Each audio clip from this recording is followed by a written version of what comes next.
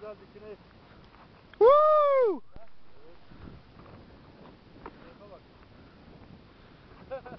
Yapacaksınız mı siz de birer tane? Böyle ters yapılır. Hadi biraz getir gönder. Şu an iyi oldu. Doğru ya.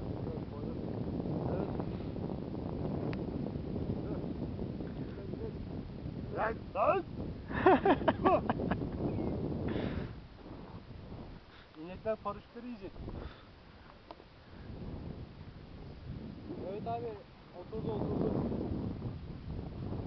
Neresi ya? Doğru. Telsiz versene. Bülent abi, tepede hava çok güzel oldu. Yelken deneyebilirsin. Geçti ama orayı.